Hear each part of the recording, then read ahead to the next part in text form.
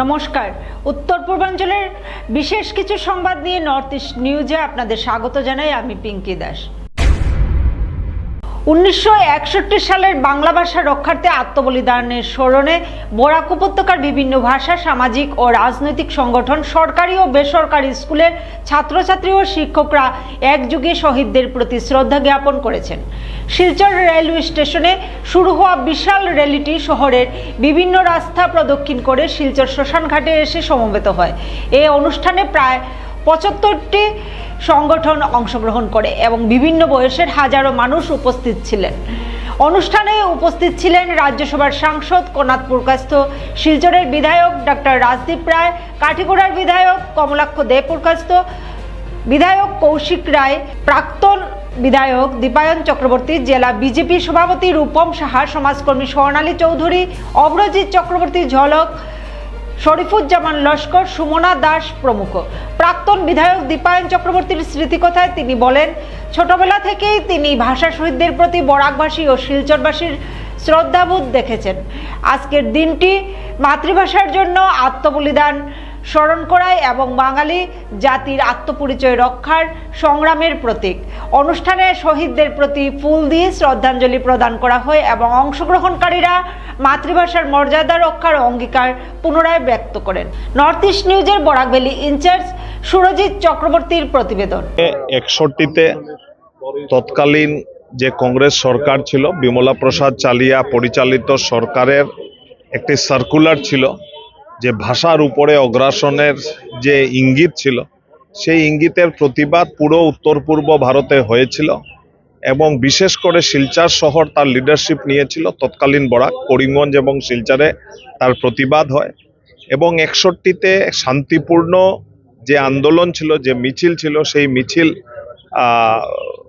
Railway স্টেশনে পৌঁছায় এবং সেই রেলওয়ে স্টেশনে 19শে মে 1961তে বর্বরোচিত পুলিশের গুলি চালনার আদেশ দেওয়া হয় এবং সরকারের এই আদেশের ফলে 11টি তরতাজা প্রাণ সেইখানে শহীদ হয়েছে এবং বাংলা ভাষাকে একটা মর্যাদা দেওয়ার জন্য সেই লড়াই, সেই আন্দোলনের পরিপ্রেক্ষিতে তৎকালীন জওহরলাল নেহেরু সরকার ভারতবর্ষের গৃহমন্ত্রী লাল বাহাদুর শাস্ত্রীকে পাঠিয়েছিলেন এবং লাল বাহাদুর শাস্ত্রী তৎকালীন আসামের যে রাজধানী ছিল শিলংয়ে বসে উনি 3 দিন সেখানে থেকে পরবর্তীতে একটা ফর্মুলা উনি দিয়েছিলেন যে তৎকালীন আসামিজ ভাষার সঙ্গে সঙ্গে বাংলা এবং বড়োল্যান্ডের অ্যাসোসিয়েট ল্যাঙ্গুয়েজ হিসাবে স্বীকৃতি দেওয়া এবং সেইগুলো জায়গাতে এই দুটা ল্যাঙ্গুয়েজকে মর্যাদা দিতে হবে।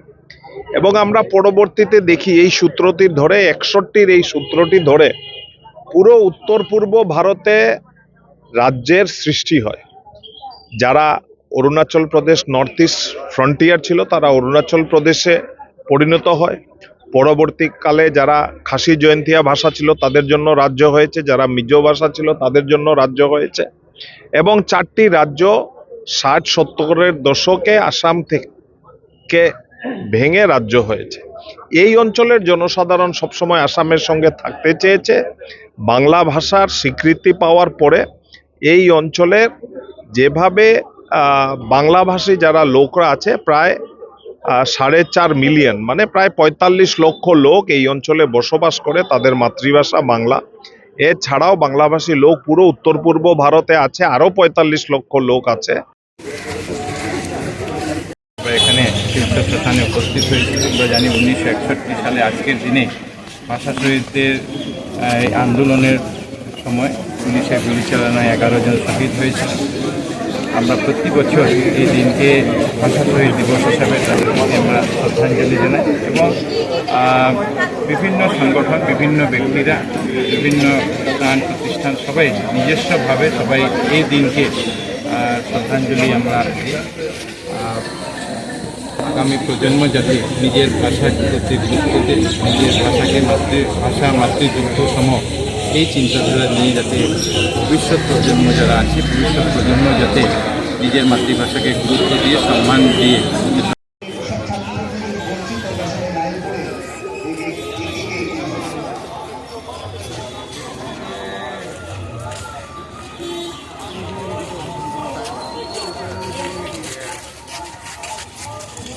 ইংরেজিতে বাংলা ভাষার মর্যাদা রক্ষার্থে যে 11 জন তরতাজা প্রাণের বিসর্জন হয়েছিল, আজকে তাদেরকে এই 19শে মের দিনে শহীদ দিবসে আমি শতকোটি প্রণাম নিবেদন করছি। আমরা জানি যে ভারতবর্ষ স্বাধীনতার প্রাক্কালে ব্রিটিশের সেই ডিভাইড অ্যান্ড রোল পলিসিতে আজকে অসমীয়া বাংলা ভাষার মধ্যে একটা লাগানোর চেষ্টা হয়েছিল, তার থেকে মূলত এটার সৃষ্টি হয়েছিল।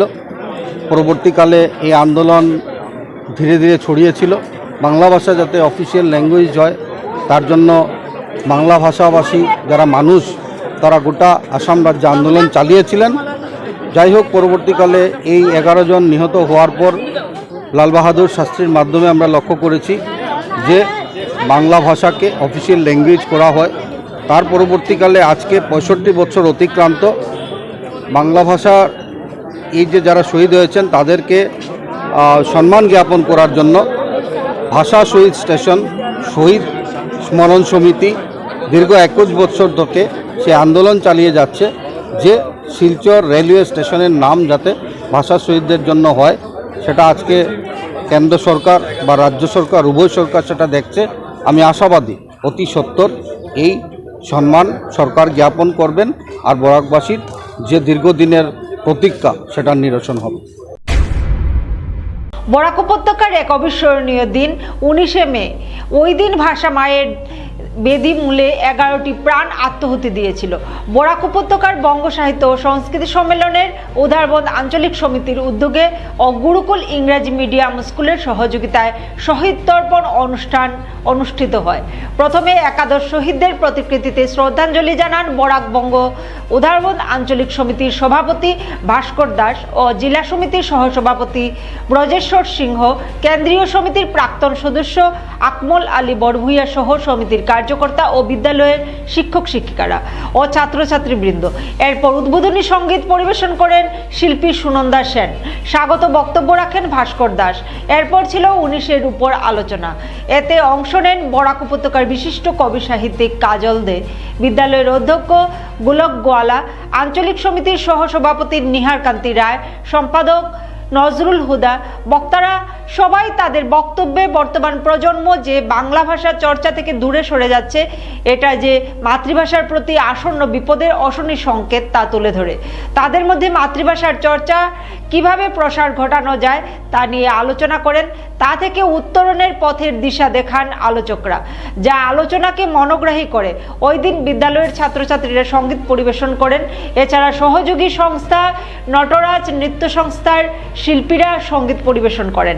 এতে ছিলেন অর্কদীপ কর, দীপালি মজুমদার, সুনন্দা সেন, মৌসুমী বিশ্বাস, অনিতা দত্ত। নৃত্যে ছিলেন অনামিকা দাস ও সহযোগী।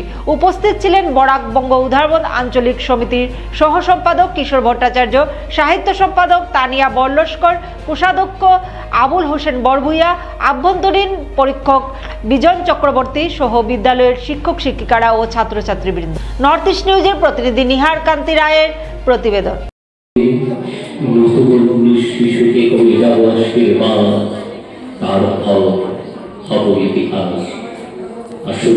আমরা সবাই আমাদের আত্মচেতনায় আত্মমননে আমরা খুঁজে পাই 19কে। নমস্কার, আমি কৃতজ্ঞতা জ্ঞাপন করছি আবারও আমাদের এই গুরুকুল ইংলিশ মিডিয়াম স্কুলের অধ্যক্ষ যিনি আমাদের সহযোগিতা করছেন। নমস্কার, নমস্কার।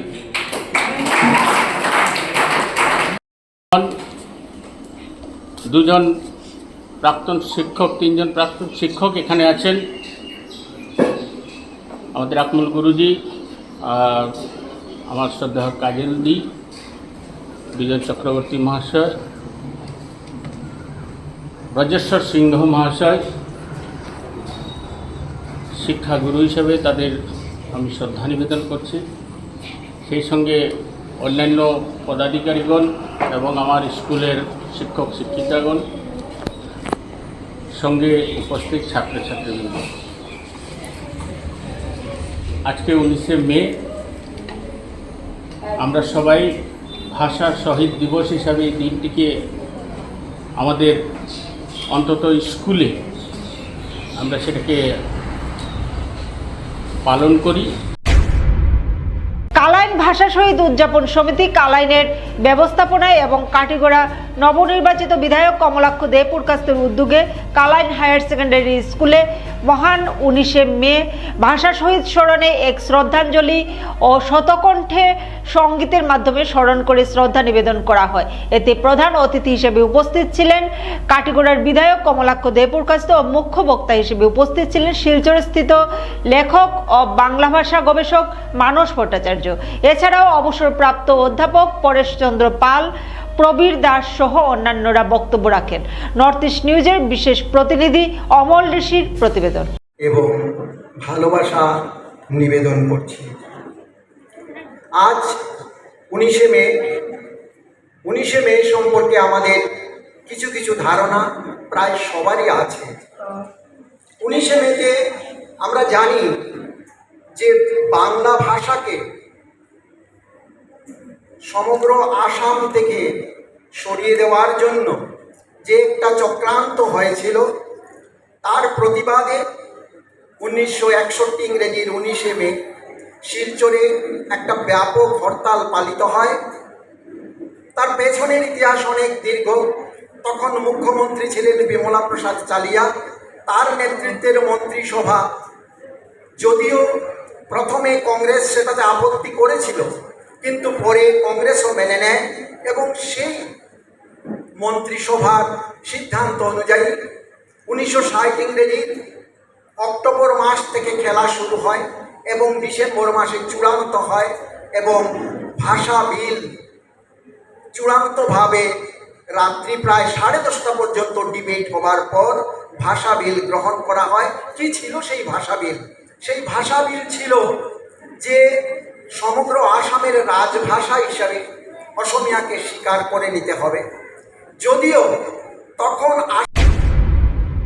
19শে মে ভাষা শহীদ দিবসের স্মরণীয় দিনেই 25 বছর আগে শুরু হয় Barak valley volunteers blood donors ফোরামের মানব সেবার এই অনিশেষ যাত্রা।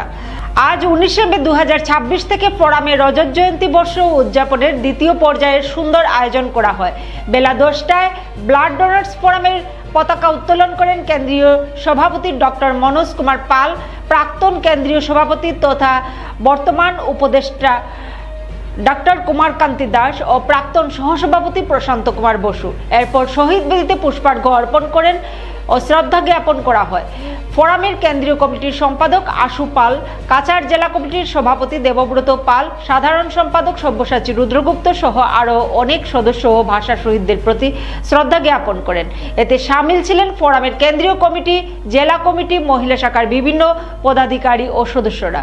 বেলা 11টায় প্রদীপ প্রজ্বলনের মাধ্যমে স্বেচ্ছা রক্তদান শিবিরের উদ্বোধন করেন মুখ্য অতিথি কাছাড় ক্যান্সার হাসপাতাল ও গবেষণা কেন্দ্রের ডিরেক্টর পদ্মশ্রী ডক্টর রবি কান্নান, বিশিষ্ট অতিথি ও স্ত্রীরোগ বিশেষজ্ঞ ডক্টর মনিকা দেব ও ব্লাড সেন্টারের ইনচার্জ ডক্টর শবনম বাহার বরভূয়া সহ ফোরামের বিভিন্ন পদাধিকারীরা শুভ উদ্বোধনী অনুষ্ঠানে অংশগ্রহণ করেন।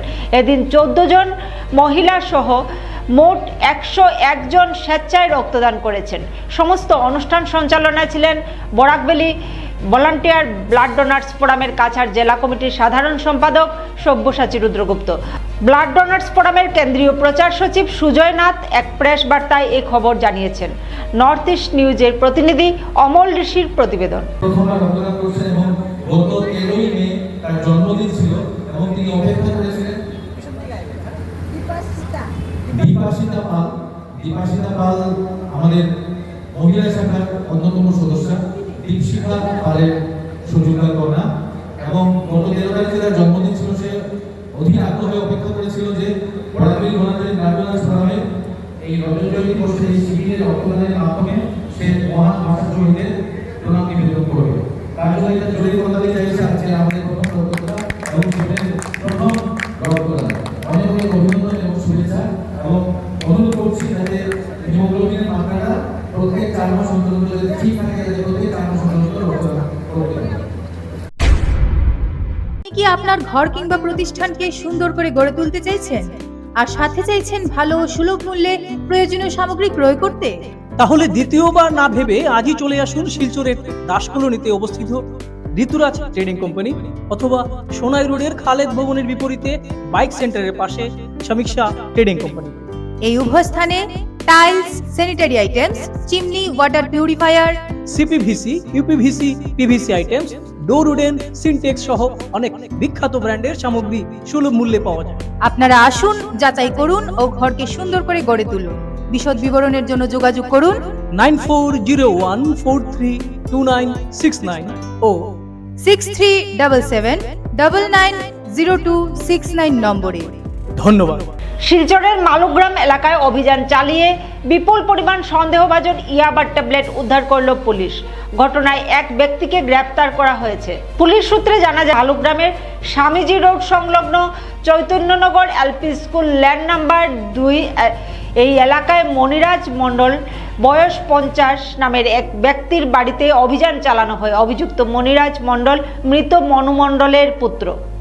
অভিযানের সময় তার বাড়ি থেকে আনুমানিক 20,000 সন্দেহভাজন ইয়াবা ট্যাবলেট উদ্ধার করা হয়। পরে এনডিপিএস আইনের বিধি মেনে উদ্ধার হওয়া নিষিদ্ধ সামগ্রী জব্দ করা হয় এবং অভিযুক্তকে আটক করে পুলিশ। পুলিশ জানিয়েছে ঘটনার তদন্ত চলছে এবং এই চক্রের সঙ্গে আর কারা জড়িত রয়েছে তা খতিয়ে দেখা হচ্ছে। পাশাপাশি অভিযুক্তদের বিরুদ্ধে প্রয়োজনীয় আইনি প্রক্রিয়া শুরু করা হয়েছে। নর্থ ইস্ট নিউজের বরাকবেলি ইনচার্জ সুরজিৎ চক্রবর্তীর প্রতিবেদন। খবৰ অনুসৰি আমি এটা অভিযান চলাইছিলোঁ মালুগ্ৰাম অঞ্চলত, আৰু এই অঞ্চলত আমি মণিৰাজ মণ্ডলৰ ঘৰত আমি যেতিয়া অভিযান চলাইছিলোঁ তাত আমি 20,000 ইয়াবা টেবলেট ধৰাত পেলাইছিলোঁ। আৰু যেতিয়া NDPS কিটৰ আণ্ডাৰত আমি টেষ্ট কৰিছিলোঁ তেতিয়া পজিটিভ ৰিজাল্ট দিছিলে। তো সেই মৰ্মে আমি NDPS এক্টৰ আণ্ডাৰত কেছ ৰেজিষ্টাৰ কৰিছোঁ আৰু লগতে মণিৰাজ মণ্ডলক এৰেষ্ট কৰিছোঁ। আৰু বজাৰ ভেলু হৈছে ইয়াবা টেবলেটছখিনি 6 crores, এপ্ৰক্সিমেটলি 6 crores। তথ্য ক'ৰ পৰা আহিছিলে এইবিলাক? তো সূত্ৰ আমাৰ নিজৰ যিটো চ'ৰ্চেছ ইনফৰ্মেশ্যন থাকে সেই ইনফৰ্মেশ্যন হিচাপে আমি অভিযান চলাইছিলোঁ। তাৰ লগত আৰু কোনোবা আছিলে নেকি? নাই, মণিৰাজ মণ্ডল ব্যক্তিজনকে আমি আটক কৰিবলৈ সক্ষম হৈছোঁ। শিলচরের দাসকলোনির এক বাড়ির মালিক সত্যজিৎ শর্মার বিরুদ্ধে প্রতারণার অভিযোগ শিলচর আদালতের নির্দেশে মঙ্গলবার বিকেলে ওই বাড়িটি স্থানীয় প্রশাসন ও পুলিশের উপস্থিতিতে সিলমোহর করে তালাবদ্ধ করা হয়েছে। বায়নাকারী স্বপন ঘোষ অভিযোগ করেন 2017-18 সালে অসুস্থতার অজুহাতে কয়েক দফায় নগদ অর্থ গ্রহণ করে জমির আনুমানিক মূল্যের প্রায় 3% দাবি করেছিলেন।